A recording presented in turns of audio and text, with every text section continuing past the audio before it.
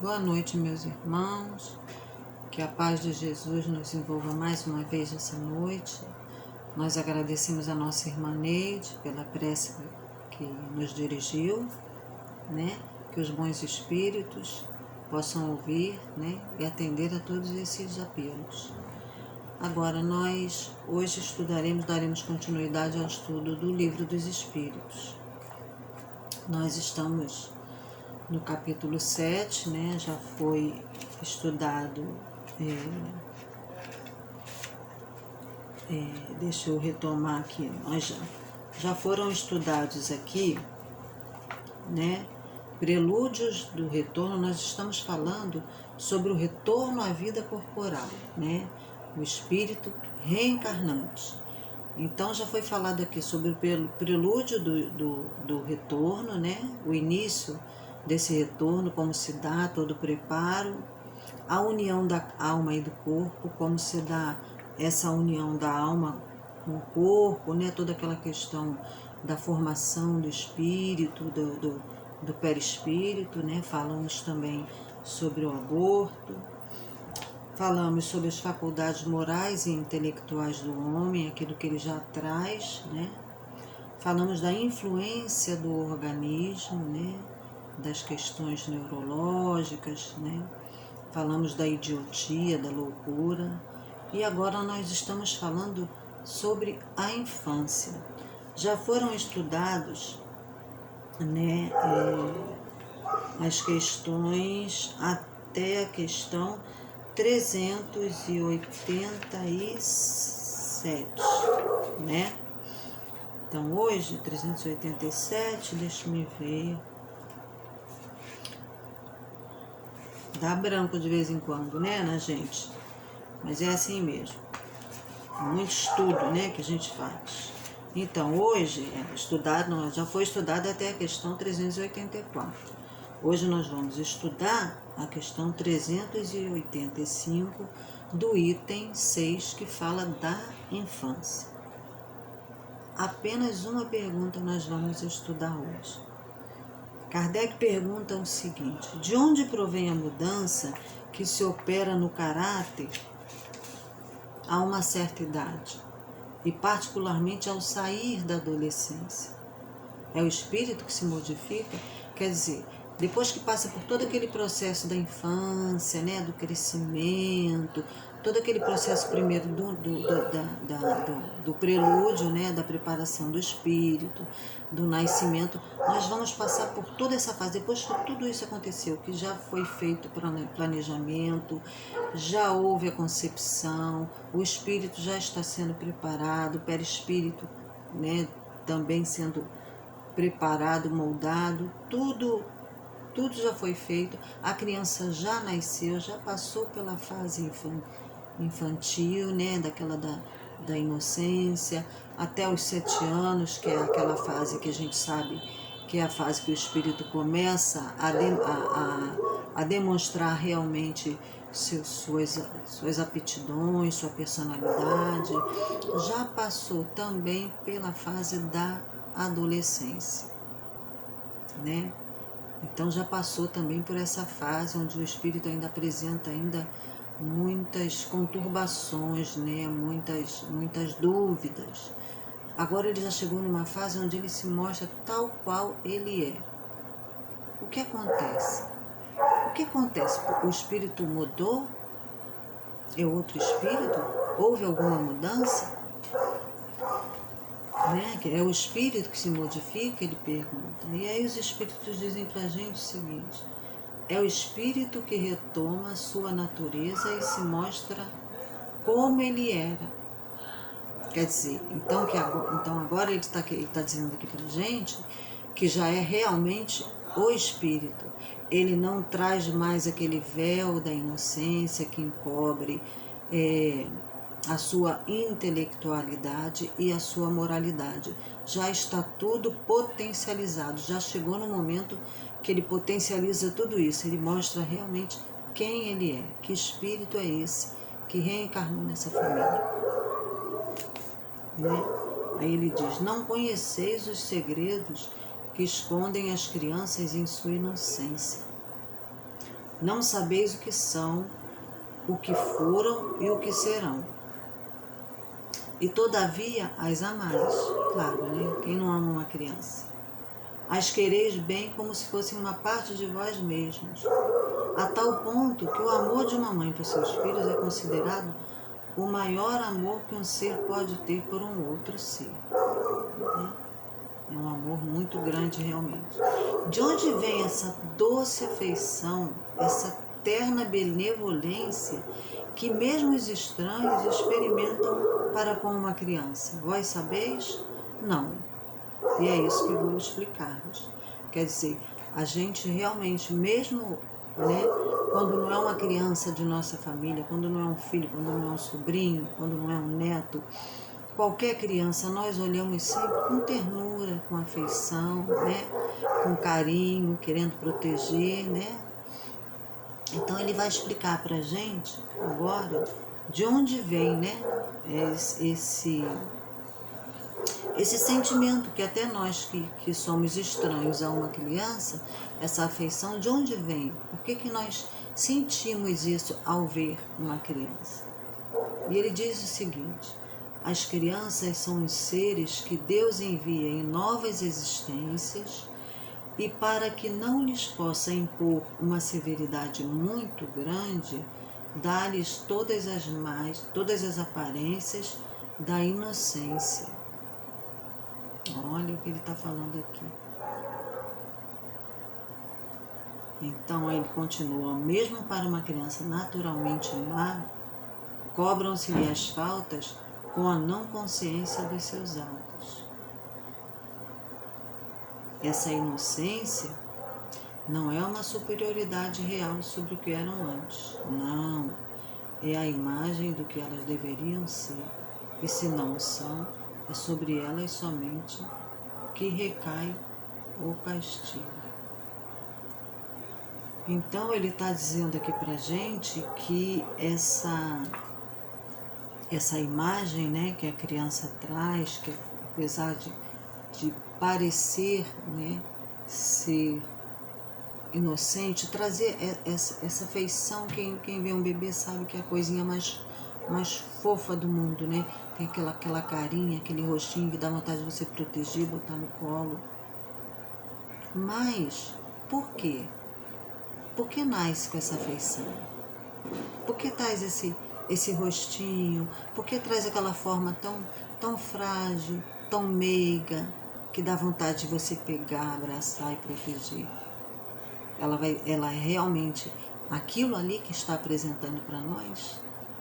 Não, ele está dizendo que não, que ali existe um espírito antigo que já viveu, que já passou por muitas encarnações e que para que ele retorne e seja aceito, não demonstre às vezes a má índole que já tem, né?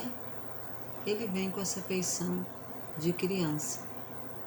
É uma forma que Deus encontrou de proteger esse espírito para que os pais o aceitem, para que as pessoas não maltratem, não vejam nele quem realmente ele é.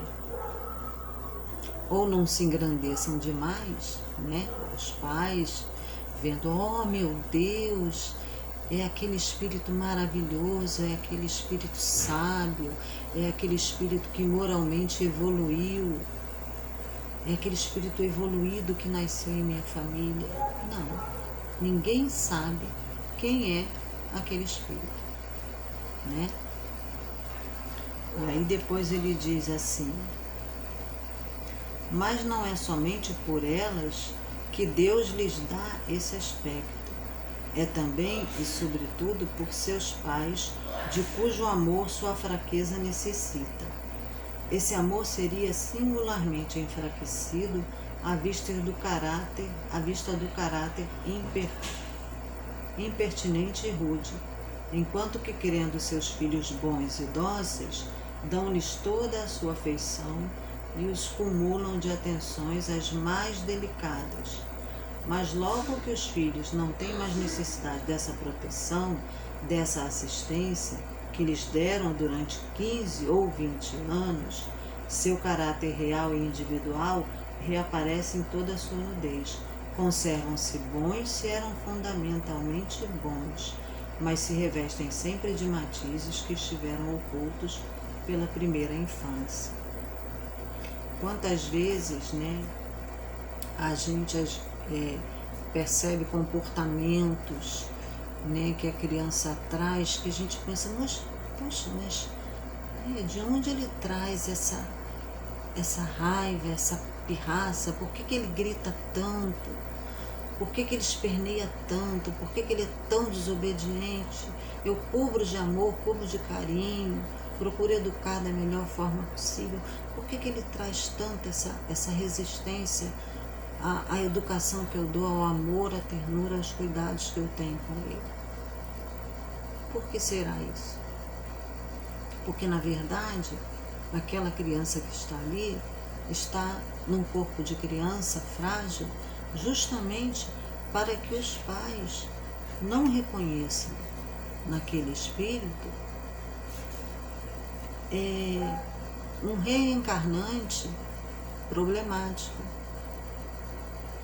um reencarnante que está vivenciando, passando pela experiência novamente, né, da dor, da vaidade, do orgulho, né, do egoísmo, ou um espírito que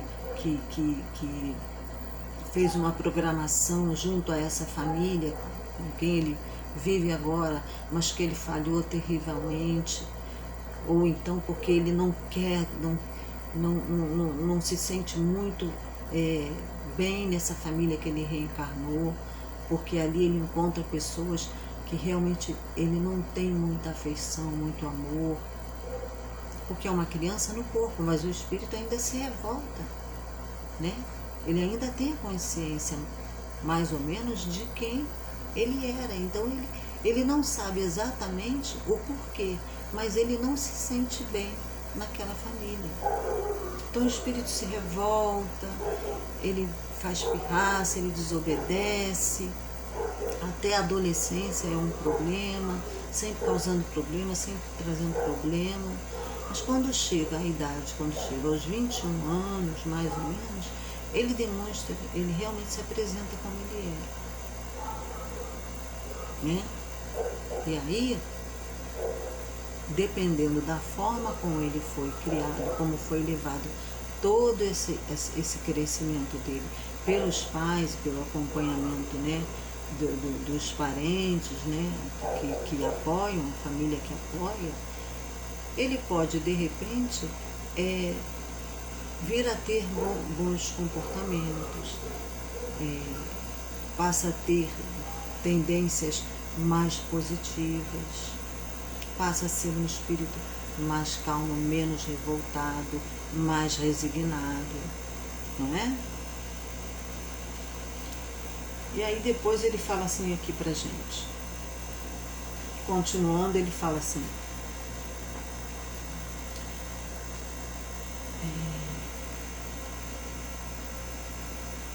vedes que os caminhos de Deus são sempre os melhores. E quando se tem o coração puro, a explicação é facilmente concebida. Com efeito, imaginai que o espírito das crianças que nascem entre vós pode vir de um mundo onde tomou hábitos muito diferentes.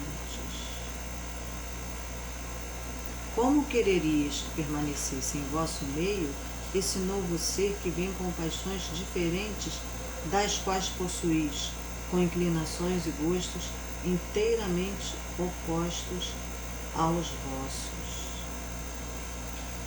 A gente sabe que é muito, muito raro, mas acontece às vezes. A gente conhece casos de crianças que às vezes aos 11, aos 10, 8 anos de idade apresentam já uma inteligência, uma superioridade que supera assim toda a expectativa dos pais e dos parentes, né? Ficam, meu Deus, de onde ele traz essa sabedoria, De onde ele traz esse dom para a música?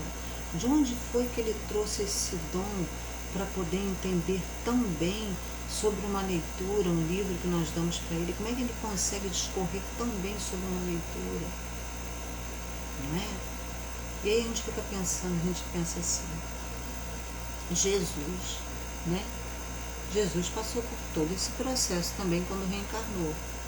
Ele também passou por essa dificuldade daquele corpinho pequenininho, né? Que por causa do organismo que tinha, né? Aquele organismo ainda pouco desenvolvido, aquela dificuldade de se mostrar tal qual era. Passou também por essa fase.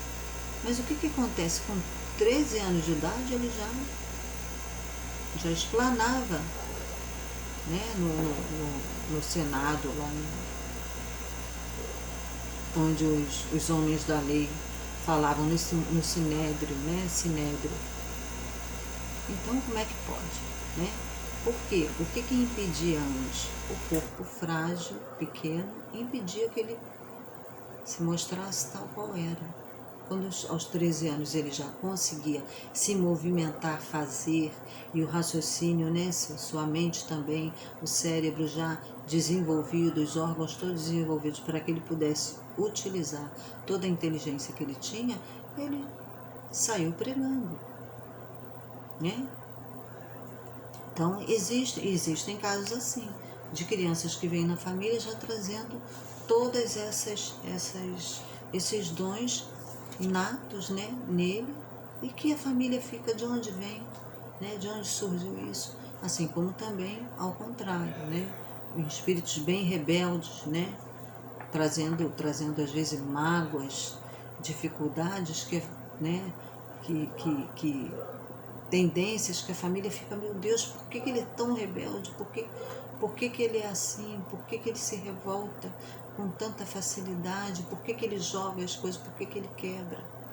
Né? Já imaginou, meus irmãos, se as crianças já nascessem trazendo no rosto a figura do que realmente são? Tudo bem, se a Jesus já vem realmente com aquele semblante maravilhoso, mas se é um espírito carregado de ódio, né? De mágoa, sabe, de revolta que vai ter que reencarnar por imposição naquela família. Se a pessoa se ele demonstra isso no rosto, os pais iriam dar o carinho, a assistência, né, a educação que esse espírito precisa ter. A gente vê como Deus é sábio, né? Por que tem aquela carinha bonita, fofinha? Não é? Esconde ali às vezes um espírito rebelde, né? Como esconde ali também, né, um espírito sábio, benevolente, né? E aí ele continua aqui. Mas logo que os filhos não têm mais necessidade dessa proteção, dessa assistência que lhes deram durante 15 ou 20 anos, seu caráter real e individual reaparece em toda a sua nudez. Conservam-se bons e se eram fundamentalmente bons, mas se revestem sempre de matizes que estiveram ocultos pela primeira infância. Não é isso que a gente estava conversando. Vedes que os caminhos de Deus são sempre os melhores, e quando se tem o coração puro, a explicação é facilmente concebida. Com efeito, imaginai que o espírito das crianças que nascem entre vós pode vir de um mundo onde tomou hábitos muito diferentes. Eu já li isso aqui, né? Mas é interessante, vamos ler de novo. Como é uma pergunta só, o capítulo é pequeno e é um assunto muito interessante, né? Bom, estamos voltando. Eles é que sabem, né? Porque que a gente está voltando. Que nós somos sempre inspirados também pelos espíritos. Então vamos voltar, porque realmente é interessante. Como quererias que ele se incorporasse em vossas fileiras de outra forma que aquela que Deus quis, quer dizer, pela peneira da infância, né? Aí se confundem todos os pensamentos, todos os caracteres, todas as variedades de seres engendrados por essa multidão de mundos nos quais crescem as criaturas. Olha só, se a gente for pensar no universo, nos planetas, por onde o espírito passeia para a sua evolução, para a sua construção moral, intelectual, para ele evoluir, se a gente for pensar, né, nos vários planetas por onde nós passamos, a gente vai ficar realmente abismado, porque o espírito que às vezes entra, né, chega em nossa casa, né, através né, do nascimento, que nasce em nossa família, às vezes é um espírito que já viveu em planetas mais evoluídos que o nosso, né? Já viveram em planetas mais evoluídos que o nosso, ou em planetas como o nosso também. Muitos vêm trazer, às vezes, seus saberes, suas competências, e outros vêm para poder aprender, né? Para poder se desenvolver aqui conosco. E aí se confundem todos os pensamentos, todos os caracteres, todas as variedades de seres engendrados por essa multidão dos mundos nos quais crescem as criaturas. Vós mesmos, morrendo, vos encontrareis em uma espécie de infância, entre novos irmãos, e na vossa nova existência não terrestre, ignorais os hábitos, os costumes, as relações desse novo mundo para vós. Manejareis com dificuldade uma língua que não estáis habituados a falar. Língua mais viva do que é hoje o vosso pensamento. Porque realmente o que acontece? Quando nós desencarnamos, nós somos como a criança que volta, o espírito que volta, né? O espírito que volta, ele vem naquele corpo infantil, né? E aí ele tem que passar por todo aquele processo de adaptação para ele poder realmente se mostrar, né, quem realmente ele é, e viver realmente as emoções, as sensações, dar vazão aos seus sentimentos, aos seus pensamentos. Quando nós desencarnamos, nós somos como essas crianças que nascem, né? Nós, quando chegamos no plano espiritual, nós não temos conhecimento, lembrança, né, de nada. Nós estamos presos aqui, a quem nós éramos aqui. Então nós chegamos lá, de início nós ficamos meio que perdidos. A gente quer falar, a gente quer conversar, a gente gesticula da mesma forma, a gente sente fome, a gente sente sede, a gente quer falar com alguém, a gente se desespera, a gente não percebe que estamos num outro plano, onde as coisas se dão de outra forma, onde a forma de se expressar não é através da palavra, é do pensamento. Então nós chegamos como as crianças lá. E muitas crianças, né, quando desencarnam, o que acontece? Elas chegam como crianças no plano espiritual. Nós, quando desencarnamos, chegamos no plano espiritual como nós, exatamente como nós somos agora. Se eu desencarnar agora, eu vou chegar no plano espiritual exatamente assim como eu sou agora, com os mesmos pensamentos, os mesmos defeitos, as mesmas virtudes, como eu estou agora. Se eu desencarnar como criança, eu vou chegar até que eu me reconheça como espírito que estava passando por um momento de prova e expiação no planeta Terra e que retornei à pátria, porque chegou o momento de eu retornar. Até o que o espírito se dê conta de todo o processo que ele passou para reencarnar e voltar, até que ele se dê conta disso, é um longo caminho, demora, né? É isso que ele está falando, que nós passamos por essa dificuldade quando chegamos no plano espiritual. E aí tem uma nota aqui de uma continuação, é porque ele pede depois para a gente olhar a questão 319, e a questão 319 é aquela que vai falar da dificuldade do espírito, né? É 319? Que vai falar da dificuldade do espírito ao retornar para o plano espiritual, que cada um, de acordo com seu desenvolvimento espiritual, retorna de forma diferente. De acordo com seu desenvolvimento espiritual, ou você ao desencarnar, você pode imediatamente ter consciência do que se passa, ou demorar meses, dias, anos, né? A questão 319 fala mais ou menos sobre isso. E aí ele continua: a infância tem ainda uma outra utilidade. Os espíritos não entram na vida corporal senão para se aperfeiçoar, se melhorar. A fraqueza da pouca idade os torna flexíveis, acessíveis aos conselhos da experiência e daqueles que os devem fazer progredir. É quando se pode reformar seu caráter e reprimir-lhes as más inclinações. Tal é o dever que Deus confiou aos pais, missão sagrada pela qual deverão responder. Por isso, a infância não é somente útil, necessária, indispensável, mas ainda ela é a consequência natural das leis que Deus estabeleceu e que regem o universo.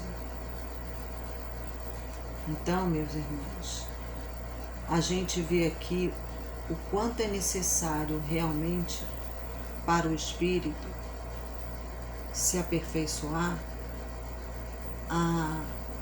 a educação dos pais. Como é importante que os pais realmente se prontifiquem a educar, a se dedicar àquele espírito que está ali nascendo na sua família. É muito importante para o desenvolvimento do espírito ele ter todo esse apoio, todo esse aparato dos pais. Não só na família, mas também na sociedade, na escola, com os amigos, com os parentes, o sistema, né, o próprio sistema, né, que envolve o desenvolvimento daquele espírito, tem que ser um sistema todo muito bem programado para que aquele espírito possa realmente dar continuidade à sua evolução. Se nós vivermos cada um pensando na sua própria evolução, em buscar somente conhecimentos para si próprio, para desenvolver suas habilidades, suas potencialidades, e deixarmos de lado aquele que surgiu na nossa família, que nasceu na nossa família, porque nós escolhemos, né, que nascesse na nossa família. Se a gente deixar de lado por conta para que outras pessoas cuidem, para que os professores eduquem, que os evangelizadores coloquem moralidade, as questões morais, que eles desenvolvam as questões morais nos nossos filhos, e nós simplesmente acharmos que o suficiente é que nós levemos as crianças às escolas, que nós levemos as crianças no médico, que nós levemos as crianças à evangelização, seja ela qual for, e que isso já nos cabe, já é o suficiente, estamos muito enganados, estamos errados. Porque o mais importante de tudo é a educação que nasce do berço, desde o início. Tanto é que hoje em dia nós temos bebês sendo evangelizados ainda no ventre. Então cabe aos pais, desde o início, dar amor, dar suporte, dar carinho a esse espírito que vai nascer. Não cabe ao professor, não cabe ao evangelizador, não cabe ao governo, não cabe ao médico, não cabe a qualquer outra pessoa a educação daquele espírito. É claro que tudo isso é necessário e é importante para o desenvolvimento daquele espírito. Mas a importância da educação, do amor, o carinho que os pais têm com aquela criança, isso é primordial, isso é essencial. E aí, meus irmãos, só para complementar esse nosso estudo, eu trouxe aqui um pequeno trecho do livro Constelação Familiar, da Joana de Ângeles, psicografado pelo Divaldo. Então, logo aqui no capítulo 2, no início, no capítulo que ela fala o educandário familiar, eu vou ler apenas um trecho para a gente ter realmente ideia, consciência da responsabilidade dos pais para educarem seus filhos. Diz assim: a família é o resultado do largo processo evolutivo do espírito na extensa trajetória vencida por meio das sucessivas reencarnações. Resultado do instinto gregário que une todos os animais, aves, répteis e peixes em grupos que se auxiliam e se interdependem reciprocamente. No ser humano atinge um estágio relevante de alta significação, em face da conquista do raciocínio, da consciência. Dessa forma, a família é o alicerce sobre o qual a sociedade se edifica, sendo o primeiro educandário do espírito, onde são aprimoradas as faculdades que desatam os recursos que lhe dormem latentes. A família é a escola de bênçãos, onde se aprendem os deveres fundamentais para uma vida feliz e sem cujo apoio fenecem os ideais, desfalecem as aspirações e murchecem as resistências morais. Então, meus irmãos, a gente vê a importância que é nós darmos todo o apoio moral, espiritual, intelectual, né, a esse espírito que vai nascer na nossa família, porque nós nos programamos para isso. É claro que às vezes nós desviamos dessa programação, né? Nós começamos a fazer escolhas equivocadas, mas se nós procurarmos manter nossos pensamentos, né, no bem, seguindo, por exemplo, uma religião que fortaleça essas virtudes que nós trazemos, esse desejo que nós temos de nos melhorar, nós conseguiremos. Porque educar um filho não é simplesmente entregar para que a babá fique tomando conta ou a avó fique tomando conta. É dar amor, é dar apoio, é sentar para conversar, é observar se a criança está triste, por que ela tem determinada tendência, é incentivar, né, as virtudes que ela traz, sem se gabar, é claro, né? Com humildade, demonstrando para ela que nós devemos ser humildes, que nós devemos ser bons de coração, ajudar ao outro, fazer pelo outro o que o outro quer, fazer pelo outro o que nós queremos que o outro faça para nós, ensinar para as crianças que ela deve agir dessa forma, né? Respeitando desde a infância, aprender a respeitar os pais, aprender a respeitar os educadores. Certo, meus irmãos? É um estudo pequeno, porque é uma questão só, mas é um estudo que envolve a todos nós passamos por essa infância, todos nós tivemos nossos educadores, nossos pais, todos nós, quando chegamos na idade, depois da adolescência, aos 20, 21 anos, que nós completamos todo esse ciclo, todos nós conseguimos fazer nossas escolhas, né? E agora nós seguimos os nossos caminhos, certo? Então vamos dar essa oportunidade aos nossos filhos também, esse apoio, né? Junto a eles, participando observando, analisando comportamento, atitude, para que eles possam também, como nós, quando chegarem a essa idade adulta, terem trilhado um caminho, terem um caminho mais ou menos coordenado, né, à sua frente, um caminho correto para seguir, né, através de um ensinamento voltado para a doutrina espírita, principalmente, porque nós que somos espíritas sabemos como é primordial educarmos as nossas crianças, evangelizarmos as nossas crianças dentro desse raciocínio, desse conhecimento de que a vida continua e de que as nossas escolhas vão determinar lá na frente os efeitos, né, de tudo que nós escolhemos, né? Que nós somos responsáveis pelas escolhas que fazemos. Temos que educar nossas crianças nesse sentido. Você é responsável pelo que acontece a você. Certo? Então, que a paz de Jesus nos envolva. Vamos então à nossa prece, à nossa oração.